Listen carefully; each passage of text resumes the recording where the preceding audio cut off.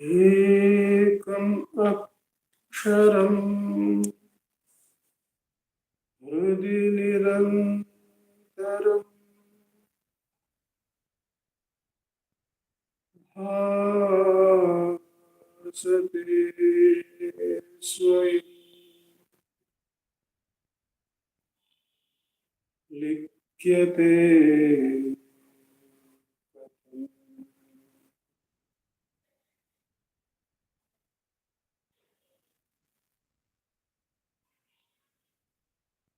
hridaya kuhara madhye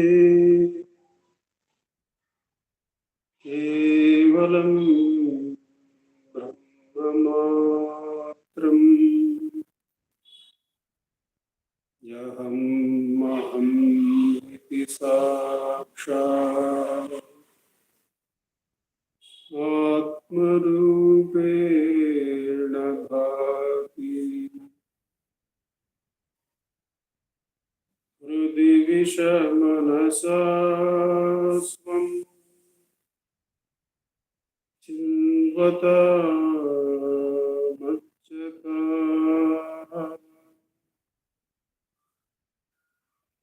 Avana Chalanaro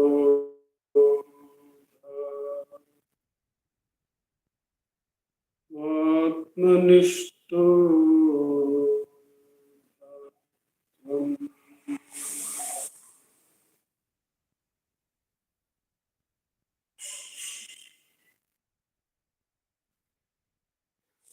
Deham Mranmaya Jadatmakam Aham Buddhirnatasyasteto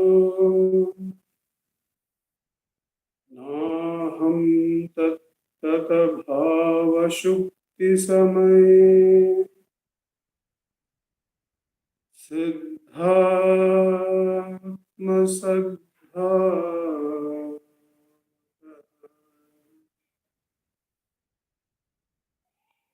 Oham Bhavayuta Kuto Varadhiya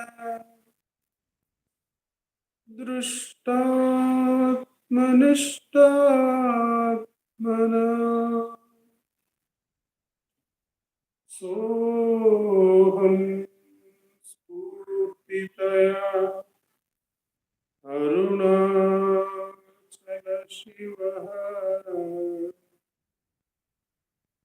Purno Vibhati Swayam Soham Spurtitaya Arunachala Shivaha Purno Vibhati Swayam.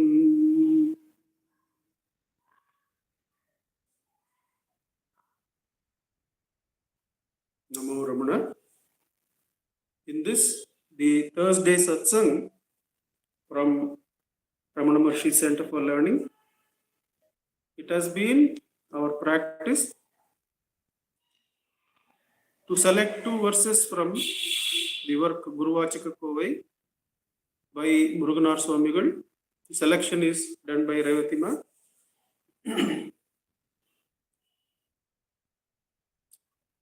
Each of the two verses is read and each reading is followed by a short meditation on its meaning, and that will be followed by a practice of Atma Ucharam for 10 minutes.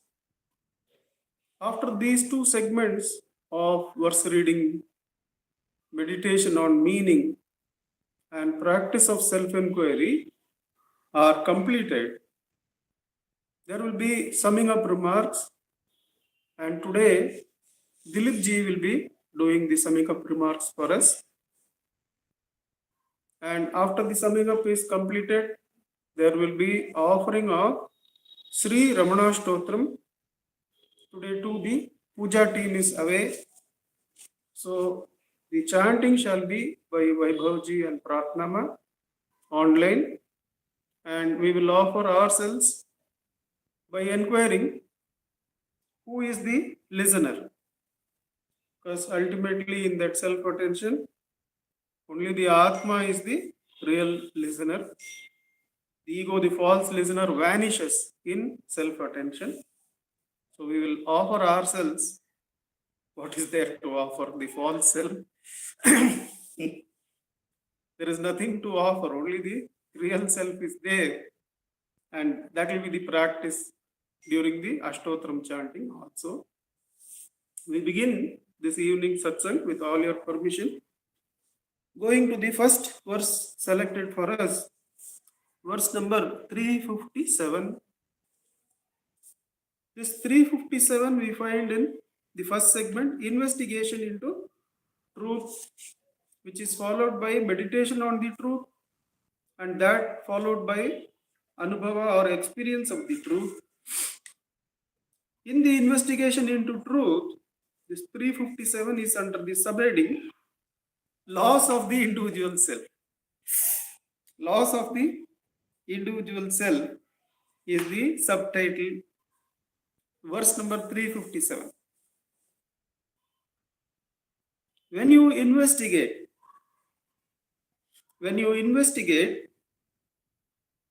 you realize that the state free from I is the form of consciousness, the truth of yourself, that is free from the limitation of the false and insentient body. When you investigate, that is when we do the vichara, you realize that the state free from I is the form of consciousness, the truth of yourself, that is free from the limitation of the false and insentient body. Don't you exist unaffected by anything in that state devoid of I? Don't you exist unaffected by anything in that state devoid of I?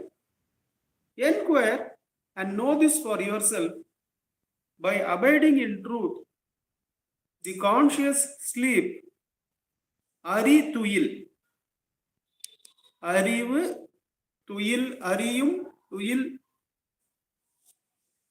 The waking sleep.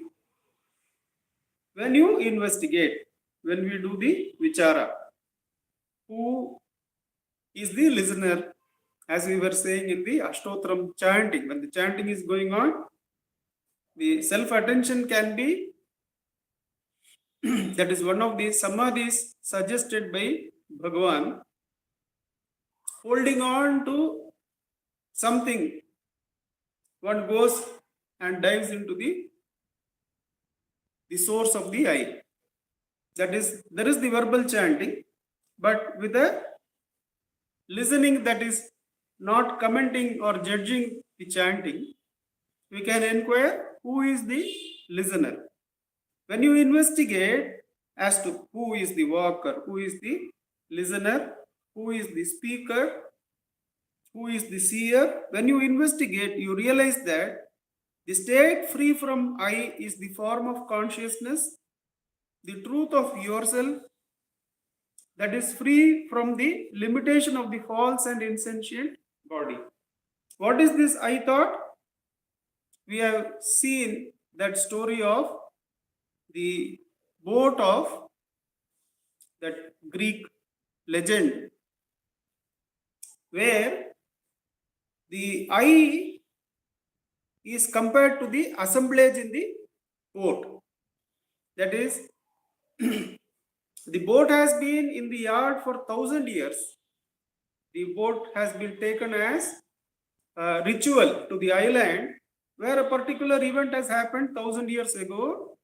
To commemorate that event, every year on that appointed day, the Greeks would take from the harbor here to the island and get the boat back. there was the legend that a great man had gone and destroyed a demon there, or a big giant there.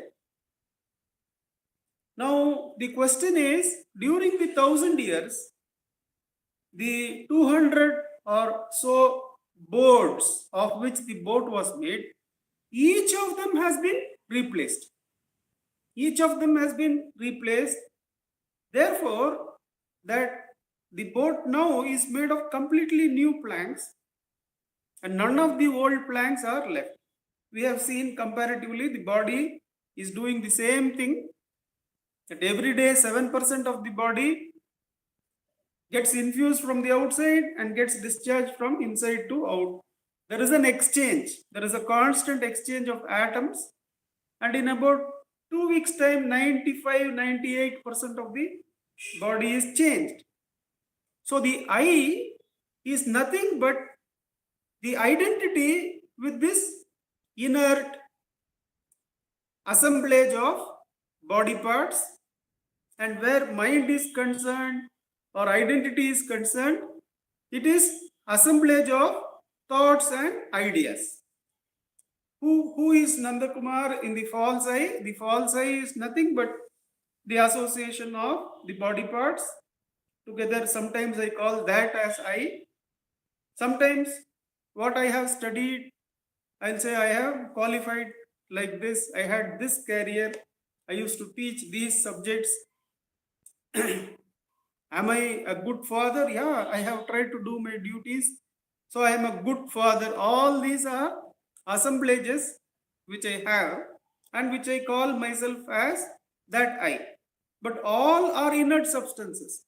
Those thoughts do not come and say I. They do not have the I. Whereas I go and associate myself with those thoughts, and necessarily some thoughts which I don't want to associate are also there in that agglomeration. So when we do self-investigation, what happens? This whole structure collapses. That I am this inert body, or I am the inert thoughts, is completely dismantled, and one is free of the I and the mind.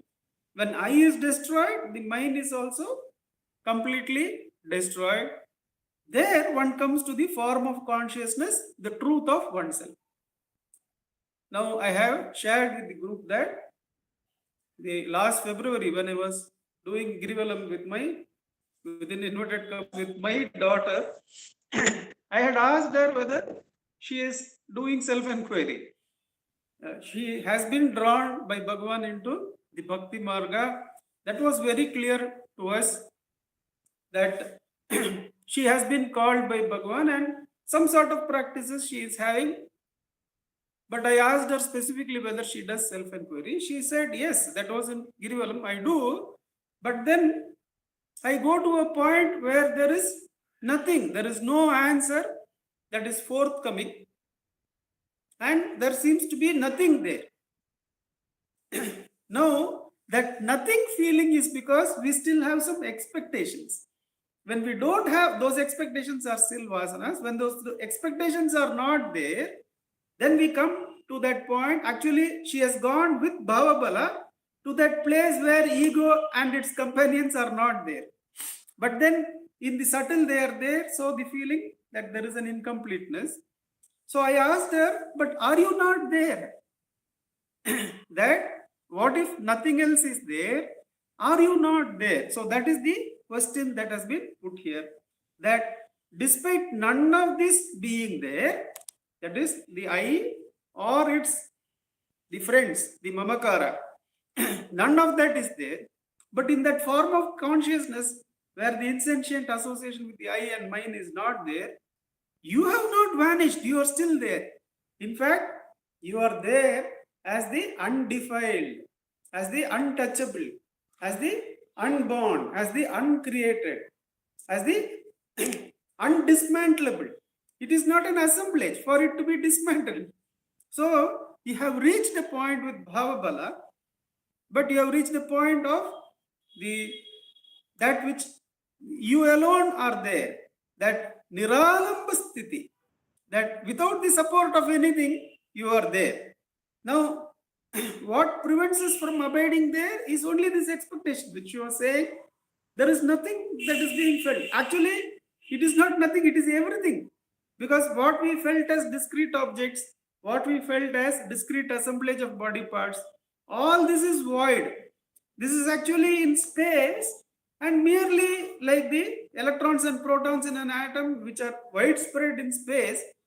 We perceive it together like this because our perception is gross.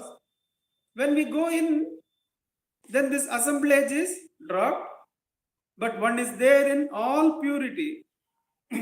Don't you exist unaffected by anything in that state devoid of the I? So you exist. In fact, you exist undefiled, and all one has to do is when something moves in that spot, when something pushes you from that spot, we have to redo the enquiry and get back. That means the I and mind is present in vasana form, is present in impulse form. So when that silence, when that pure consciousness is disturbed by a thought, one should get back to that stillness. For whom is this thought? Are you not there? Not only are you there, you alone are there. Now, when you alone are there is no going, there is no coming. Pokum varavum illai. When you alone are there, the only experience is of nan, nan, nan, nan, nan, nan, I, I, I, I. Krityamasti kim. What is left for such a one to do? Only when something other than the self is there is doing, there is seeing, there is knowing.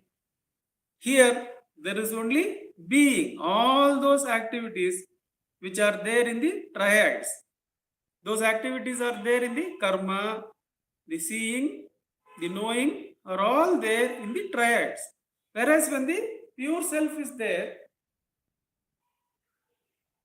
இரட்டைகள் முப்புடிகள் என்றும் ஒன்று பற்றி இருப்பவாம் அவ்வொன்றேதென்று கருத்தின் உள் கண்டால் கழலும் அவை.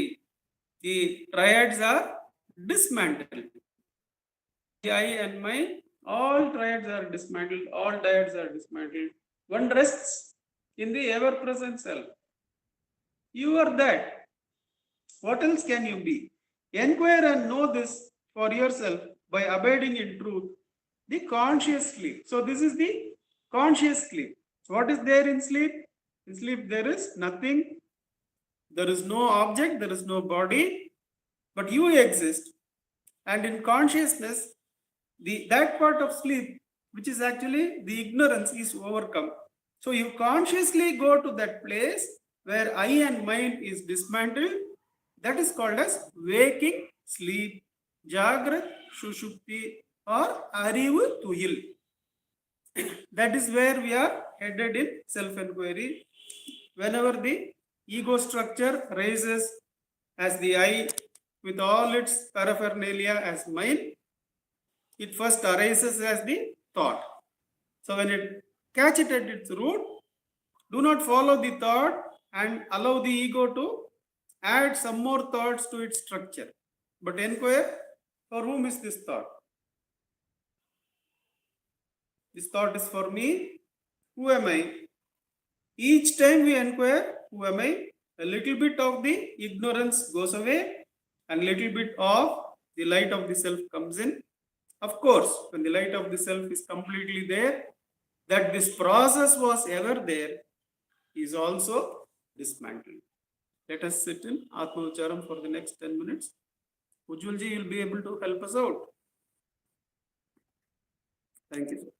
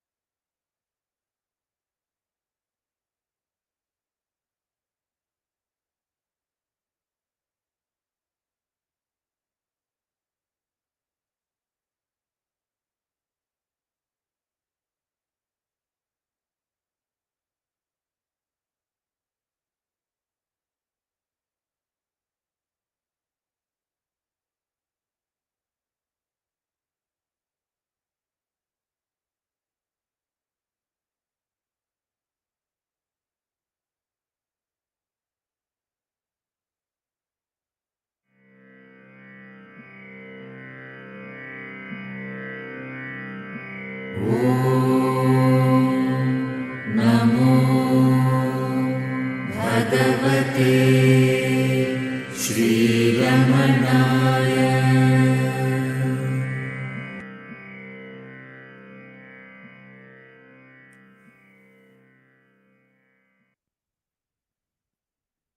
Namo Ramana. We continue the satsang by taking up the second verse selected for us, 881.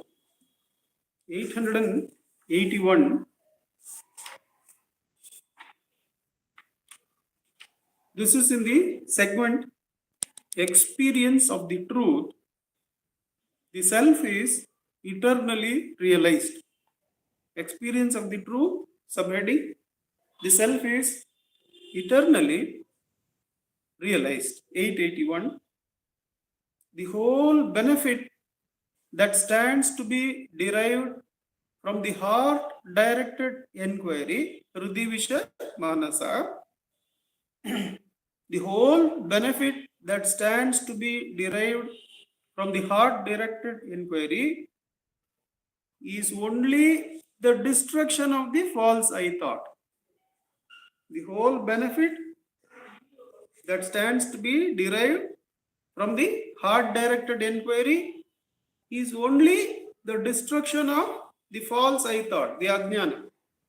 It is sheer folly to say that the benefit is the attainment of the reality. So the reality is ever real. We are merely dropping the unreal. Therefore, the Sayujya appears to be there, but that is also not true. Only if the reality has been really obstructed can we say anything has happened. It is sheer folly to say that the benefit of attainment is the attainment of the reality. The self that shines clearly, ever attained. The self is ever attained. It is shining as I. It is the self. It is the power of the Atman. It is that power of the Atman that helps us in our outward journey as well as inward journey, because it is Spurana. It is Akhanda and it is Spurana.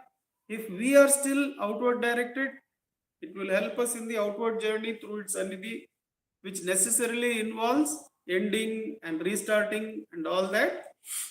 And in our inward journey, when we start that in real earnest with Guru Anugraha, then the same Spurana only, the ever existing self only, is the primary and only support for the sadhana. And what is the sadhana for? The sadhana is only to remove the I thought, is dropping of the I thought.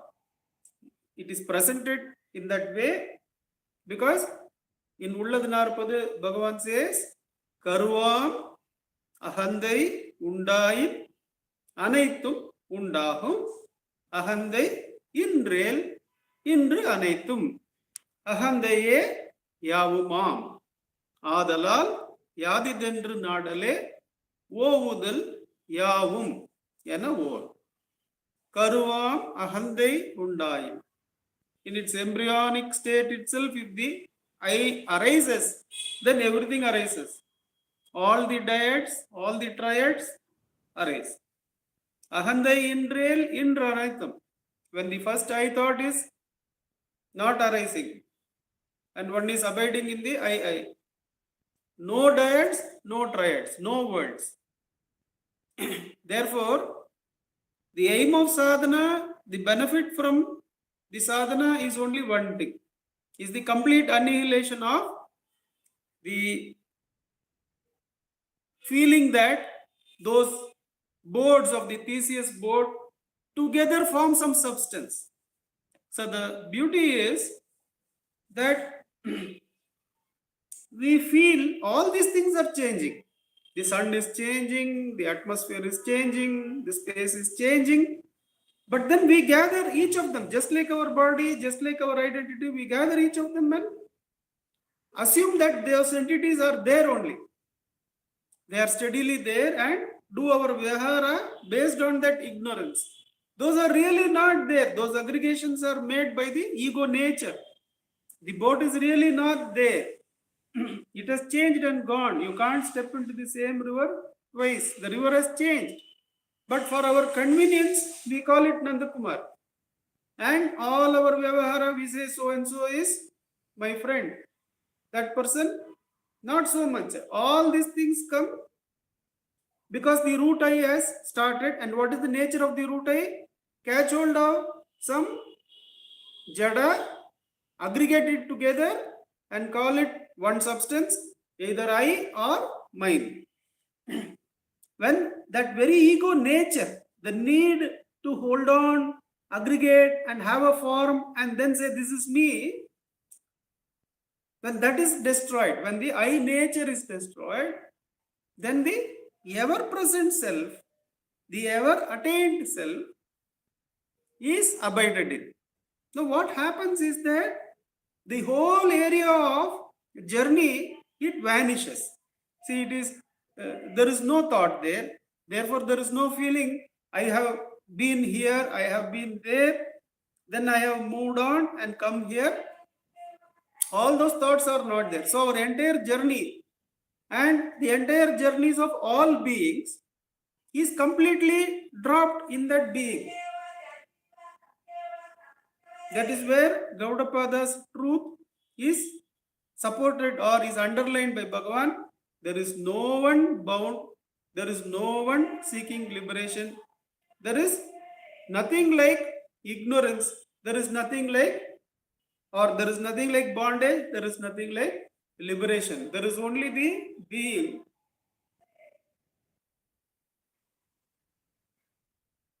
The ever-existent self. So what is the sadhana for? What is the effort for? All these things that we do. See, we may begin with ethics, we may come to bhakti, we may come to dhyana, japa, and then we may come to self-enquiry. But all this is only self-directed, is hridi visha manasa. They are all directed towards the heart. The whole benefit of that stands to be derived from the heart-directed inquiry. How do I say that? That these are all heart-directed. The moment we start speaking the truth, the simplest of ethical practices we have, already we are turned inward. How it is so? My experience is that, say, if just to draw a timeline, before 93, I would be so anxious to get the approval of others or to see that somebody is satisfied, that whatever comes to the mouth, I would say that has happened, this has happened or not happened. But then when we start having the truth speaking alone as our guide, where is the attention? The attention is not on what the other person is going to do, what is going to be the reaction from the other person. The attention is on myself. Am I speaking the truth? Previously, the attention was on the other. How to convince him, how to make him satisfied, how to get an approval from him, and then have that false pleasure. But then the moment you start doing, speaking the truth, the heartward journey has started. Now, the coming to ethics, coming to bhakti, more and more purity means more and more. What is the practice going to be? It is all heart turned. And in self-enquiry, the heart journey, the journey towards the heart, Prithivisha Manasa, is pakka, is most direct. Those are all indirect practices. Even the practice that I used to do in 2003, which is letting go of thoughts by attending to them without like or dislike, very quickly the thoughts got dropped. In no time, I could understand that practice. That was called as witnessing the thoughts and the thoughts dropping away. Even that is not direct holding of the Hridivisha, the heart. Only when self-enquiry started in 2004 could I say that I had started the Hridivisha Manasa most seriously. But even then, even though all these stories have happened in this particular memory-based Janma only, once you are in that silence, is any of these thoughts there? None of these thoughts are there. That means the whole journey vanishes.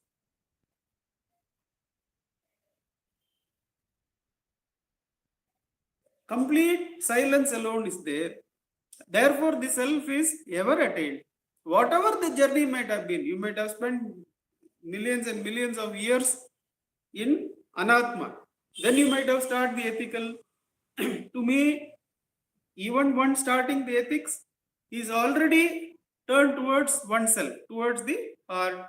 But then it must be very clear to us now that self-enquiry is the most direct way of going towards the heart, which takes us to the ever realized self. And the whole falsity, see, all that we have done for millions and millions of so called years, which is really not there, all vanishes in the self. So, should we not take that sadhana as early as possible? We should. So, let us sit in Atma Vicharam for the next 10 minutes, where that entire false area is dismantled and dropped, and the ever realized self is merged in or is identified with. Let us sit in the practice of self-enquiry for the next 10 minutes. Ujjwal ji, can we trouble you again? Thank you.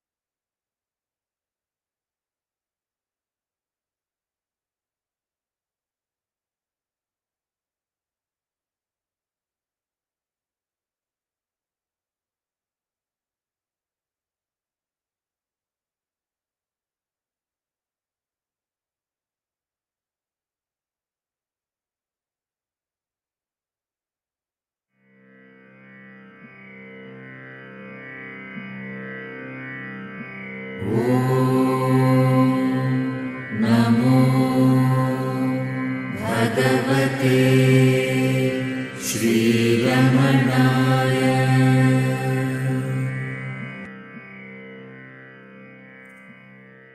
Namo Ramana.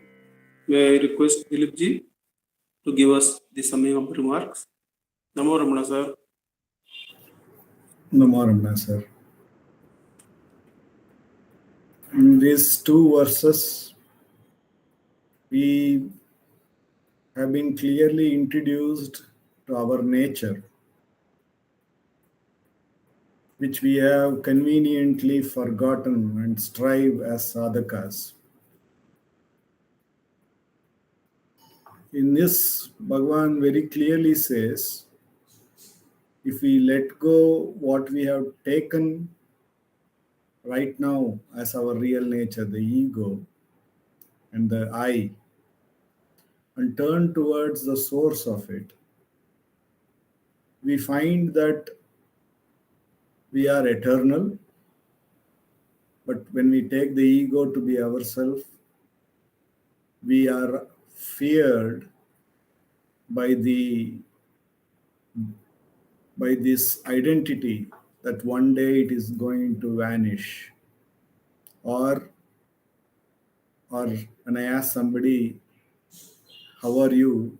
He very beautifully put it, I am better than tomorrow.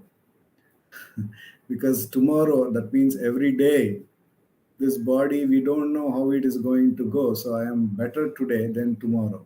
That's how we put it. So that's the fear that we have when we take this limited identity as ours. On the contrary, when we forget, having forgotten what we are, we turn to the self, to the heart, the source of the I. We will find ourselves to be eternal. There is no time, no space there. And in this ego identification, the I identification, we see we have many limitations. So we don't find ourselves to be whole and complete.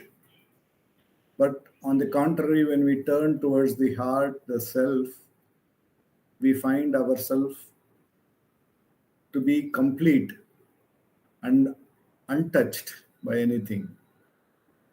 No matter how many eons might have happened, we find there is no trace of it there. And in this ego-based thing, we might have learned many things. We may know a lot of data, but at the time of need, we may not be aware of it. So that's the limitation that we face. There is a lapse of awareness. Whereas there, we are completely aware, always aware. There is nothing else other than that. And here in the ego, we find ourselves to be bound by many things, many duties, many things to do, yet to do, and I have not done it. And then there is all this trouble, when will I accomplish all of it? Whereas there we find that we are of total freedom. So this heart-based inquiry, when in the first verse, when it was the investigation, Bhagavan was saying, yeah, I understand you have taken yourself to be this ego, but if you investigate who this I is and get to know that state where there is not even that I, then you will find yourself to be eternally free. None of these troubles of the eyes are there. And the same when he talks about it in the experience of the truth. There is as Nandakumar ji very beautifully said, a conscious recognition. In the investigation, there is a skeptical approach to the truth.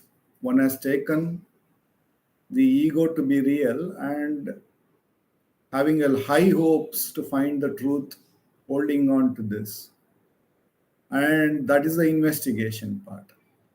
But when we reach the truth, abidance, or realization, it is very clearly seen that by holding on to this pillar, the ego, I am bound. I am not free. And so many limitations are seen. When we let go that, we see that there is nothing one needs to accomplish. One is like the real king of this universe. And the king, having lost who he was by holding on to a limitation, was continuously suffering with so many things to do, so many things to know, and yet forgetting all of it, and yet finding oneself to be bound, limited. All of that falsity is realized. So, what one would do in the realization is finally let go this false thing which he was holding and skeptically looking at the truth. Now he holds on to the truth and completely disregards the falsity. So, Tyagena Ekena Amrutatva Manashuhu. He realizes that he has to let go this whole thing.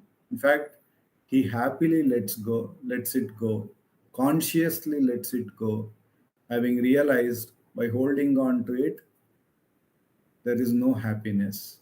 Happiness is one's natural state. Om Namo Bhagavate Shri Ramanaya. Namo Ramana sir. Namo Ramana Vaibhavji and Pratnama. May we have the chanting of Sri Ramana Stotram. Yes, sir.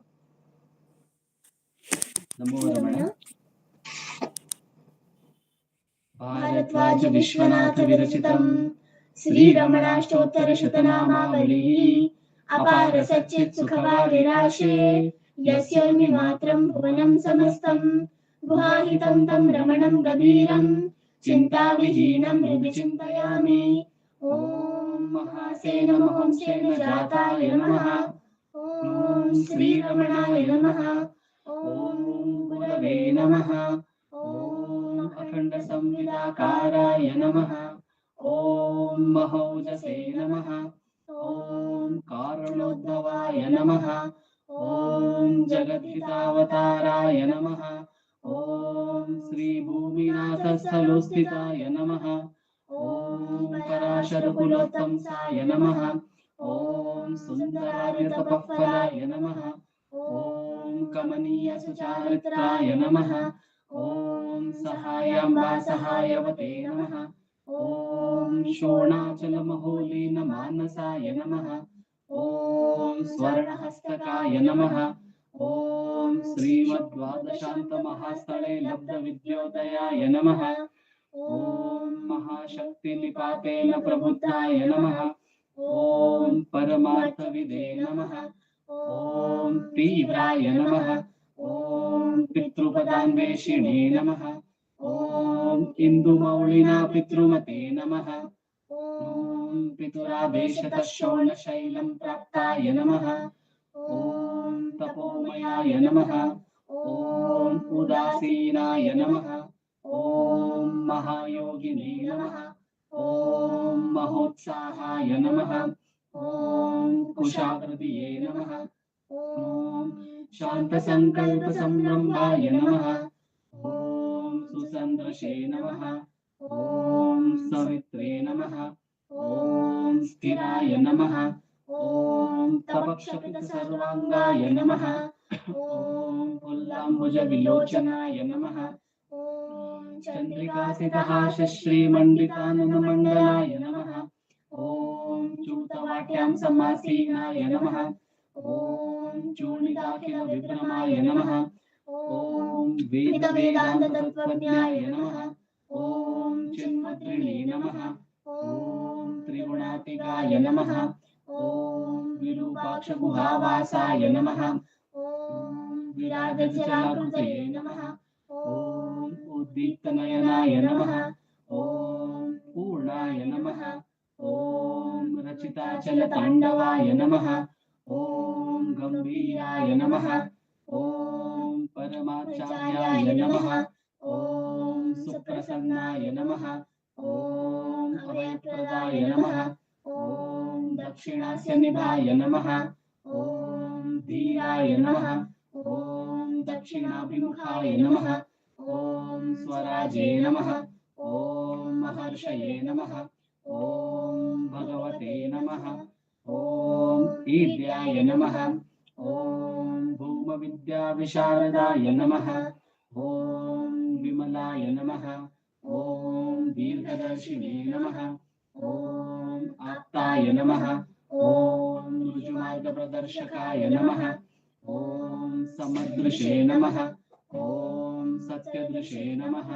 ॐ सत्याय नमः ॐ प्रशान्ताय नमः ॐ अमितविक्रमाय नमः ॐ सुकुमाराय नमः ॐ सदानन्दाय नमः ॐ मृदुभाषिणे नमः ॐ दयार्णवाय नमः ॐ श्रीशोणाचलऋद्बोधस्कन्दाश्रमनिकेतनाय नमः ॐ सद्दर्शनोपदेष्ट्रे नमः ॐ सद्भक्तवृन्दपरिवृताय नमः ॐ गणेशमुनिभृङ्गेन सेविताङ्घ्रिसरोरुहाय नमः ॐ गीतोपदेशसारादिग्रन्थसञ्चिन्न संशयाय नमः ॐ वर्णाश्रममतातीताय नमः ॐ रसज्ञाय नमः ॐ सौम्याय नमः ॐ आत्मवते नमः ॐ सर्वावनिमतस्थानाम् आराध्याय नमः ॐ सर्वसद्गुणिने नमः ॐ आत्मारामाय नमः ॐ महाभागाय नमः ॐ मात्रमुक्तिविधायकाय नमः ॐ विनताय नमः ॐ विनुताय नमः ॐ विप्राय नमः ॐ मुनीन्द्राय नमः ॐ पावकोज्ज्वलाय नमः ॐ दर्शनागतसंहारिणे नमः ॐ मौनेन स्वात्मबोधकाय नमः ॐ ऋचान्तिकरसान्निध्याय नमः ॐ स्मरणाद्बन्धमोचकाय नमः ॐ अन्तस्थिरचण्डांशवे नमः ॐ संसारार्णवतारकाय नमः ॐ शोणादृशस्तुतिद्रष्टे नमः ॐ हार्दविद्याप्रकाशकाय नमः ॐ अविच्युतनिजप्रज्ञाय नमः ॐ नैसर्गिकमहातपसे नमः ॐ कमण्डलुधराय नमः ॐ शुभकौपीनवसनाय नमः ॐ गुहाय नमः ॐ दण्डपाणये नमः ॐ कृपापूर्णाय नमः ॐ भवरोगविषग्वराय नमः ॐ स्कन्दाय नमः ॐ देवतमाय नमः ॐ अमर्त्याय नमः ॐ सेनान्ये नमः ॐ पुरुषोत्तमाय नमः ॐ श्रीरमण भगवते नमः श्रीरमणाष्टोत्तरशतनाम पूजां समर्पयामि यस्थानोररुणाचलस्य पदयोः स्मृत्याजनिं प्राप्यत दिव्यानुग्रहसुप्रवाहविवशस्तादात्म्यभावं गतः निर्दिष्टस्वगभीरनित्यतपसा लोकान् पुनः सेकराट् तस्मै श्रीरमणाय ते नमः इदं लोकोत्तरज्योतिषे ॐ नमो भगवते श्रीरमणाय। नमो रमणा वैभव जी and प्रार्थना, थैंक यू।